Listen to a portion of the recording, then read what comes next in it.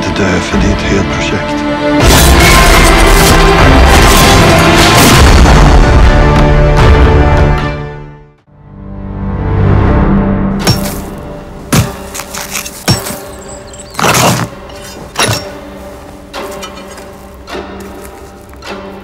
Ludvig Kagen, velkommen til Halgås. Du vil forsøge at dyrke heden. Jag vill bygga kongens första koloni derude. Det är fantastiskt det du är igång med. Jag får redan en känsla av liv här ute. Heden er Guds natur i al sin pragt. Hvorfor kastrere et vildt væs, der bare gerne vil være frit? Men har Gud netop ikke sat mennesker på jorden for at skabe civilisation? Gud er kaos. Livet er kaos. Nej, krig er kaos. Men vinderen er den, som kan finde ud af at kontrollere kaos. Det er min jord. Det er kongens jord. Jeg arbejder for kongen.